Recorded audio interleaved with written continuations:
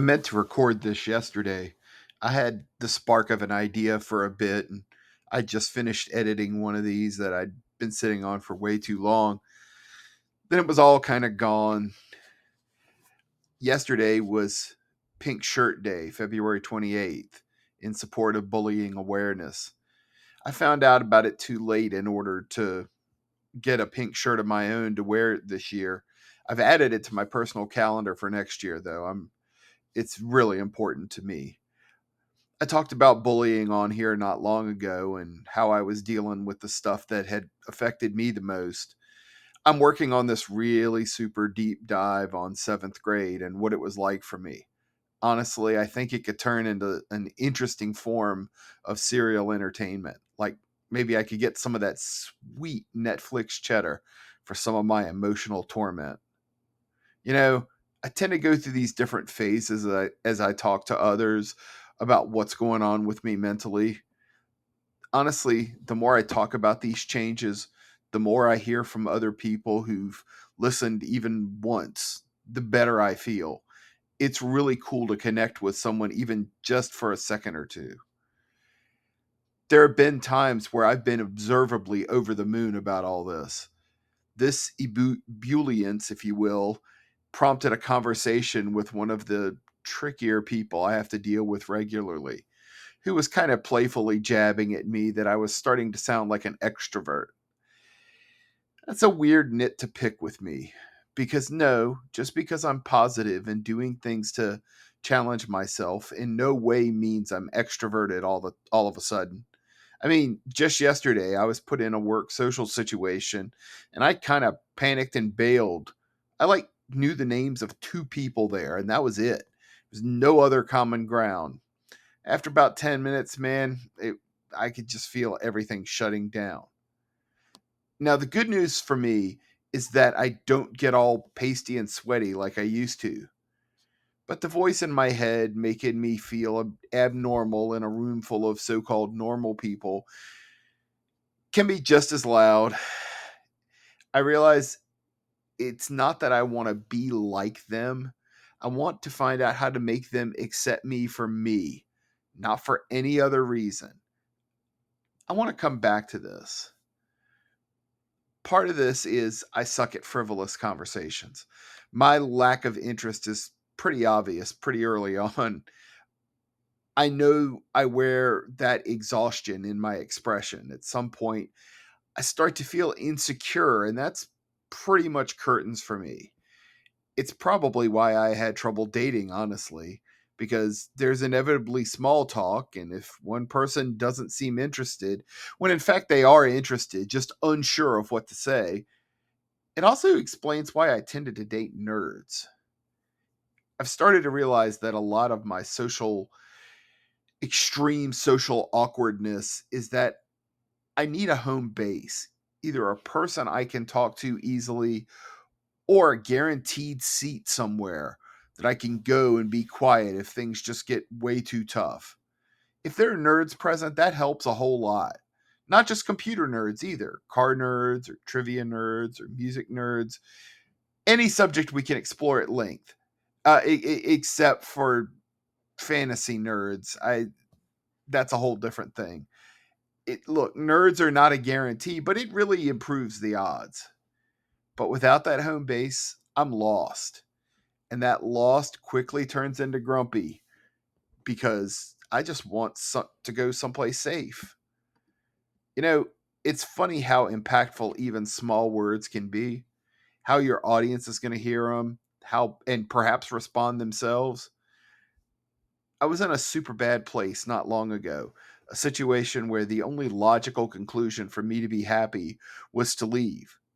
I said something I thought was frivolous, but it landed very poorly, alarmingly poorly. I don't like that version of me. He's a selfish prick. I thought a lot about that night and how differently I would have felt if I had that home base.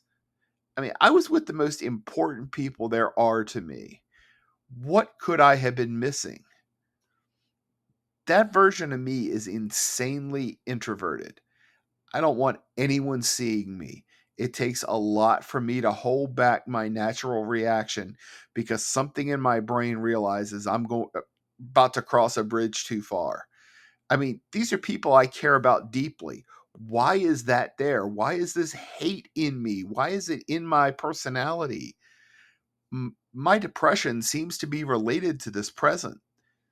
When I keep it at bay, it's like breathing different air. Things are clear, things are feel right. Managing whatever this has been a motherfucker though. I know I'm not alone. I found some other podcasts focus on mental health, and I'm trying to find the best way to get an easy reference out there for others. People I know stop me and tell me they listened here or there. They share a word of encouragement. And as an introvert, man, that helps a lot because they're breaking the ice, not me. Look, we all have mental health. We all have brains, right? I don't know anyone else's story. I do these podcasts to share the tiny little parts of stories that I'm comfortable sharing. I'll never call anyone by name with any kind of negative connotation to it. Only positive stuff here. I'll never question faith or values, and I'll stay away from situations where faith or values are being questioned. None of that matters. We all need to do more work on ourselves. I need to spend more 10-minute sessions thinking about nothing except my breathing. I need to get out there and get comfortable being in society again. It's like Rip Van Winkle's. Seriously. I saw a video of a stadium concert recently, and honestly, it felt weird seeing so many people together. I was at stadium concerts. I was 8 feet from the Scorpions at RFK for fuck's sakes, with a complete stranger on my shoulder. Jesus Christ, I'm old. I'd be front row at Joshua Ray Walker, no doubt there. Michael Cleveland too. The thought of a stadium, even though I've been to several of them since the pandemic, freaks me out mentally. Yet I went to an NHL game completely surrounded by people and I was okay. Except, and I don't know why, but I feel like I need to get to a safe place. I started to say I couldn't say why this is, but I figured it out. It sounds terrible. I can't deal with it when people mosey around aimlessly. Maybe all those years in retail completely traumatized me. I always joke that I'm a completely tactical shopper. I make a list for the grocery store every week. I try and stick to that list. I've got my reasons. I shop row by row, section by section as it's presented in the grocery store app. Very few deviations. I don't know why, but this brings me a sincere form of peace. There's a sense of order to it.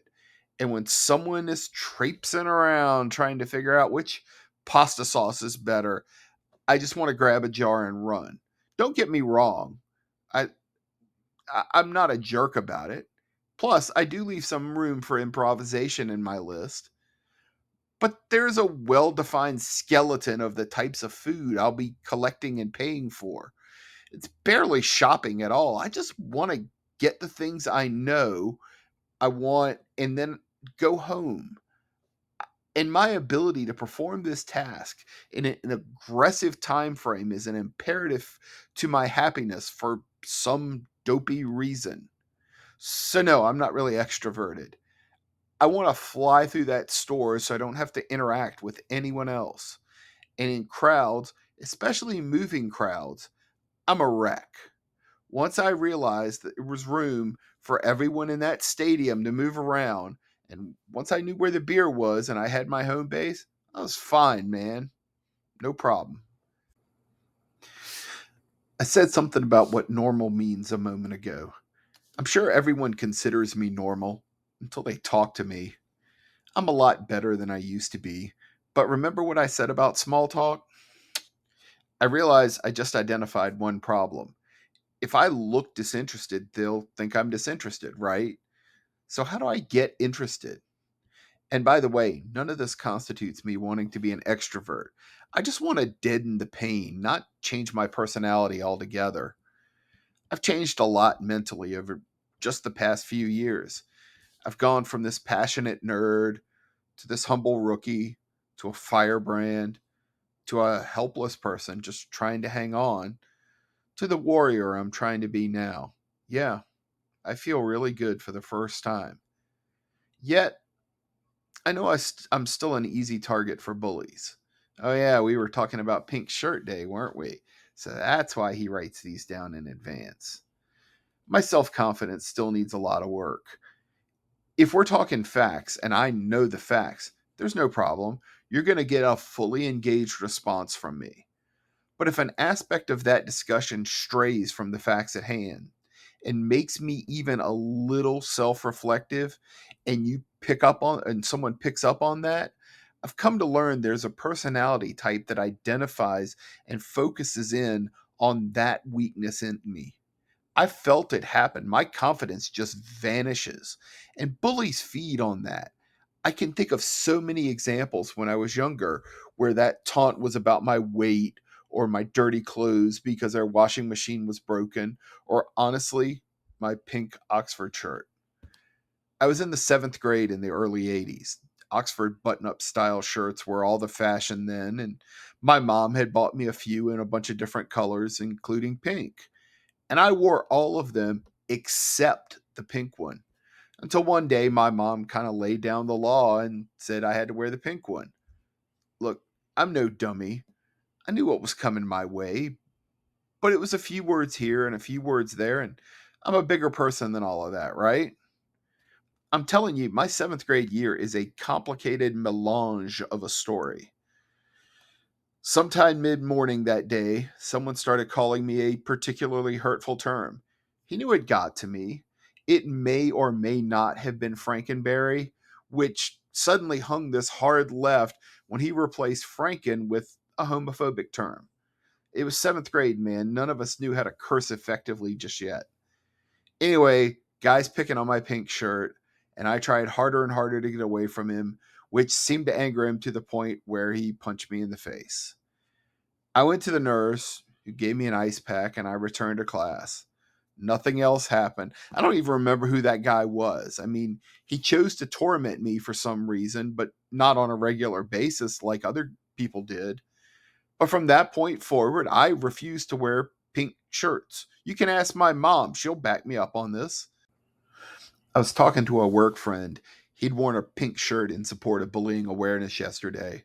Yeah, buddy, I'm talking about you. Our experiences back in school were very similar, but for very different reasons.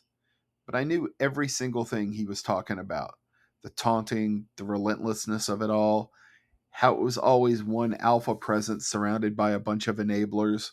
There's a sense of humiliation in it all, like getting punched repeatedly is somehow your fault. Oh, fatty, if you weren't so fat. Honestly, we'd still beat the shit out of you, but we just find different reasons because you're the weird new kid with the pink shirt and we're insecure, but we won't say why either.